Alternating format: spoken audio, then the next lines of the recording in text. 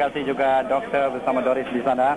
Dan saudara, dalam kesibukan semalam dan hari ini kami sempat juga menghubungi salah seorang saintis yang terkenal dalam bidang astronomi ini, yaitu Profesor John F. Purkanson dari Department of Space and Climate Physics United Kingdom semalam.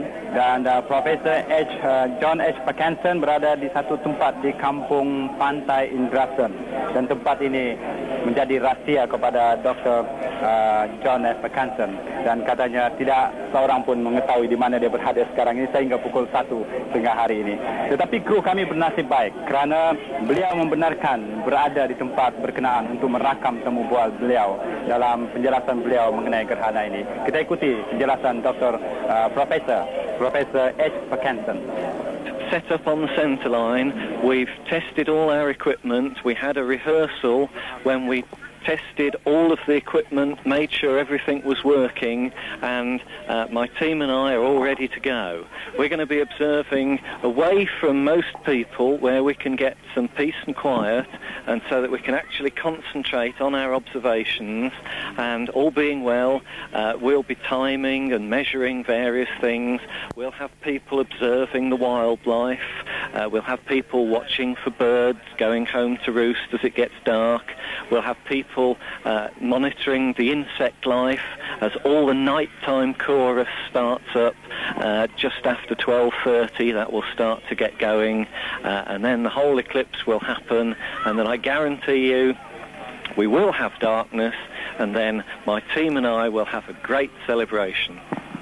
Just after midday we're going to see the sun disappear, and midday will be turned into midnight, and the bright sun will disappear, and you'll see the corona come out, all being well if there aren't any clouds around, and you'll see huge streamers coming out from the corona of the sun. It's an absolutely magnificent sight. And here there'll be complete darkness over the land at second contact as the moon completely covers the sun. And then as your eyes get adapted to the dark, then you'll see the corona, this pearly white light growing before your eyes as your eyes get adapted to the dark. And then 2 minutes later, at third contact, the sun will pop out from behind the moon, daylight will return, and then the moon will gradually move off the sun, and daylight will be restored fully.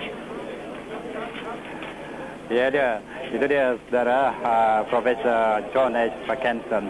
Ini ya, saya rasa pun memang sudah seram sedikit sejuk kan, Doktor? Ya. Lebih dari 90%. Lebih daripada 90%. Dan sebenarnya kita patut sudah mulai melihat bila dilitupi sepenuhnya, kita patutnya sudah boleh melihat bintang-bintang dan juga planet-planet yang lain di langit. Tapi sayangnya pada hari ini kita ada mendung sedikit, dan mungkin bagaimanapun saya tengok gerhananya nampak jelas pada peminat kita pada hari ini. Tapi saya juga diingatkan janganlah melihat secara langsung kepada gerhana ini. Saya kira lihat di kaca TV ni yang boleh tepat lah. Selamat lagi. Selamat ya. Ya, ini di Kudat yang kita nampak ni, Doktor ya. Di mungkin di Matunggung berbeza sedikit. Di Matunggung berbeza sedikit. Ya, dia dalam 1 minit ya. Bagaimana agaknya keadaan kalau kita bandingkan di Kota Kinabalu sekarang ini? Macam mana? Boleh Doktor bayangkan agaknya? Kota Kinabalu sebenarnya dia tidak mendapat sepenuhnya.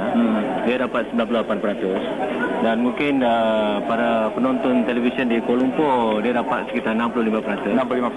Jadi itulah yang menyebabkan ramai para pengunjung datang ke kawasan Kudat Matunggung ini. Kerana jelas di sini kita dapat 100%. 100%. Ya. Ini satu yang unik. Ya, sementara kita menunggu gerhana ini ataupun sentuhan kedua ini berlaku sepenuhnya, Doktor ya. Kita ikuti dulu bagaimana perkembangan di lokasi kami yang kedua bersama Doris. Silakan Doris. Okay, terima kasih Saad. Doktor, kita teruskan penerangan yang tergantung tadi. So teruskan penerangan mengenai haiwan tadi. Terima kasih Doris. Ya, saya ada menyebut tadi apabila burung itu merasakan belum tiba masanya untuk dia pulang ke sarang, tetapi keadaannya sudah memaksa dia pulang ke sarang kerana gelap dan suhu pun telah mula menurun. Jadi dia akan kebingungan, confused. Dan bila dia confused, dia akan memberi reaksi terbang dengan tiba-tiba, dan bila terbang dengan tiba-tiba, itu yang kita nampak seolah-olah macam dia takut, dia terkejut. Dan secara amnya begitu juga pada haiwan lain. Jadi misal kalau kita lihat katak, terutama katak yang nokturnal, iaitu aktif di waktu malam, itu bila sahaja tiba gelap keadaan yang demikian, dia akan mulakan bunyi dan mula mencari makan dan sebagainya. Jadi terjadi semacam confusion lah di sini. Saya rasa mungkin yang menjadi lebih ketara di sini adalah haiwan-haiwan yang lebih kecil. Jadi macam serangga dan juga arthropoda lain, itu memang keadaan iklimnya sangat mempengaruhi, ya. Jadi apabila dia dingin dan juga tidak ada cahaya, itu kelakuannya akan berubah. Misalkan contoh yang boleh diberikan di sini adalah lebah. Lebah banyak keluar di waktu siang untuk mencari makan. Okey, doktor. Okey, buat sementara ini kita kembali lagi. Okey, kembali kepada saat untuk laporan seterusnya. Okey, terima kasih Doris.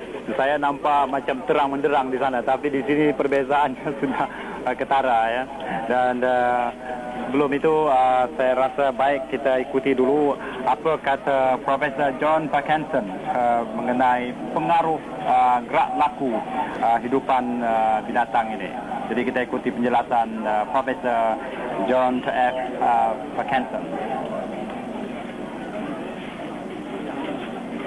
As the moon steadily covers the sun and it gets dark, animals will begin to think that it's night time.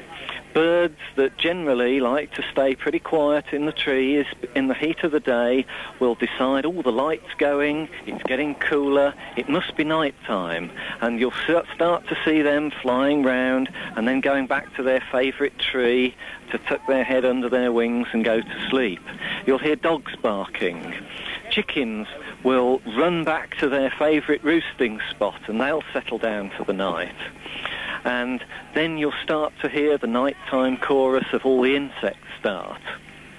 And then as the light comes back after the eclipse, the insects will stop, the birds will wake up and go back to flying to their shady trees.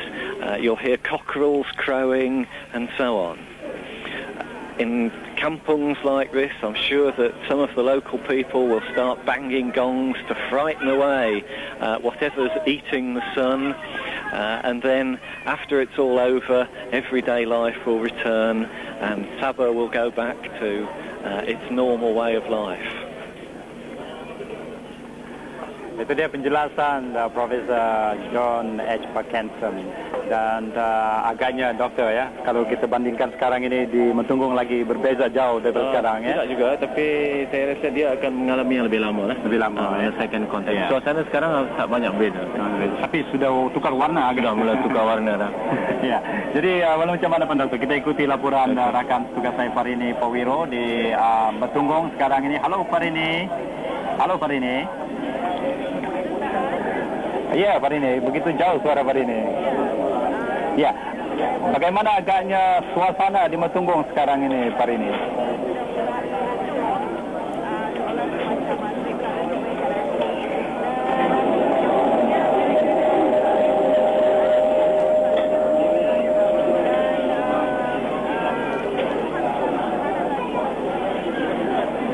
Ya, halo Farini, suara Farini tak begitu jelas. Tapi walau macam mana pun, kalau tidak ada pemerintah, kami akan balik kepada Farini nanti di Mentunggung. Ya, terima kasih Farini. Dan bagaimana agaknya gerhana sekarang ini? Kita sama-sama saksikan, saudara, keadaan kedudukan sekarang ini.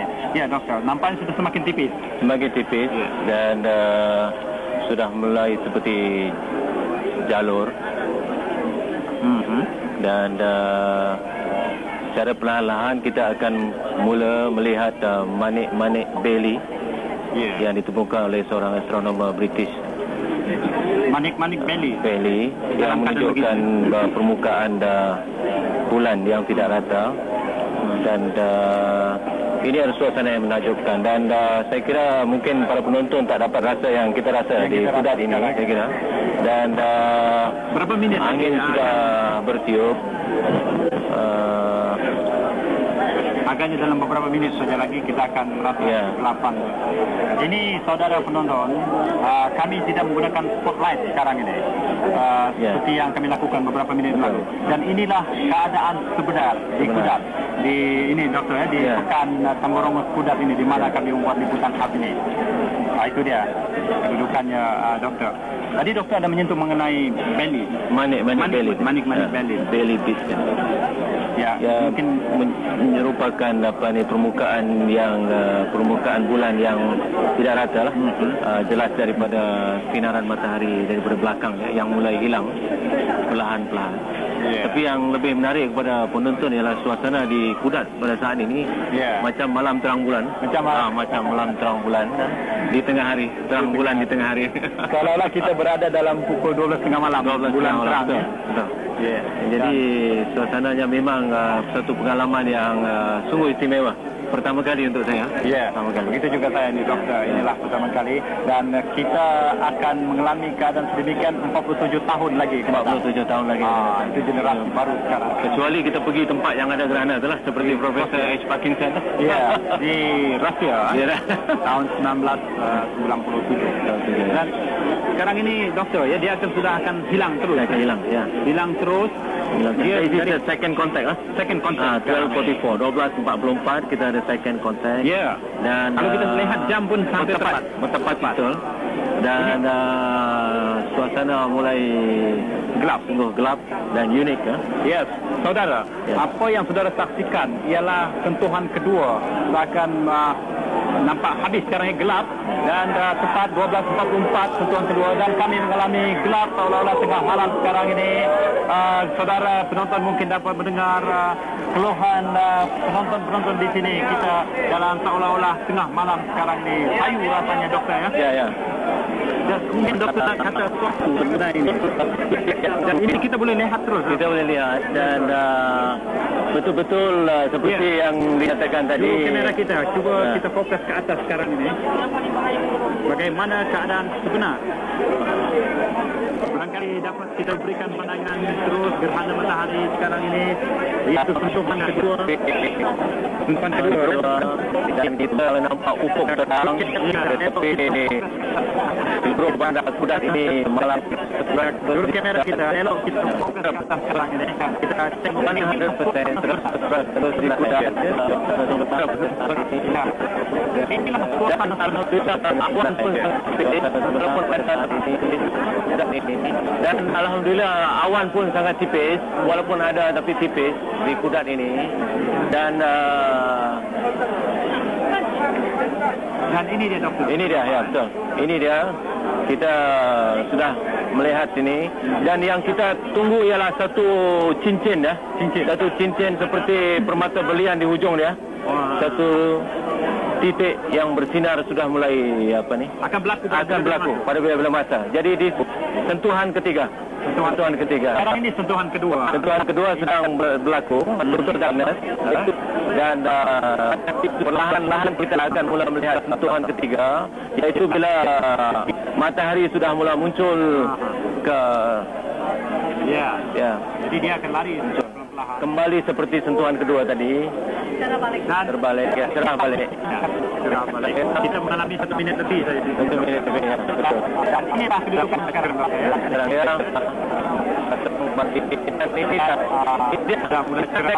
Mulai cerah. Terang kembali dan ini dia yang saya katakan cincin berlian. Ini begitu cantik dan sungguh menakjubkan dan suasana terang kembali dan begitulah tadi sentuhan kedua dah kurang letak. Ini sentuhan ketiga dan siang memberikan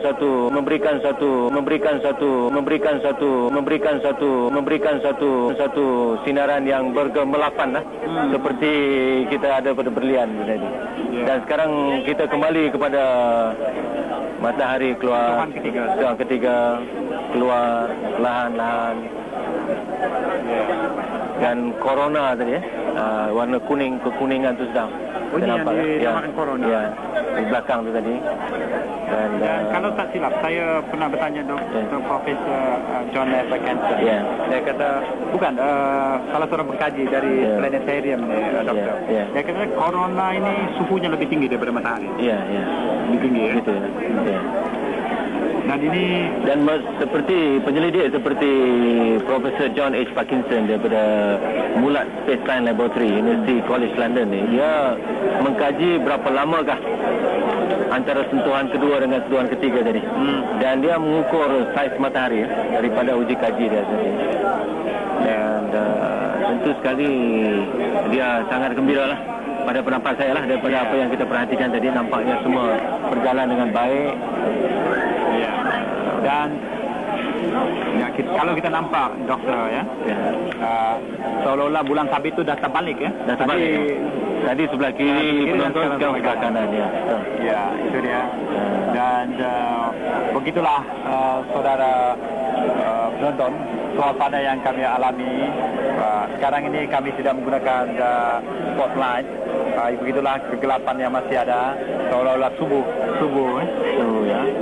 Subuh masih sejuk. Ya. Dan matahari mula bersinar sekarang ini. Dan apa yang menarik tadi seperti yang Dr. Muhammad Nur katakan adalah cincin itu. Cincin. Seolah-olah bentuk cincin yang menarik tadi. Dan sekarang keadaan akan pulih seperti biasa.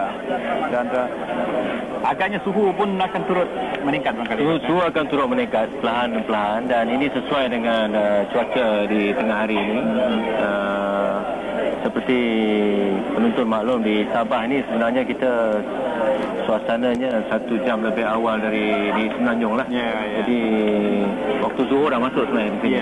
Jadi itulah istimewa dia.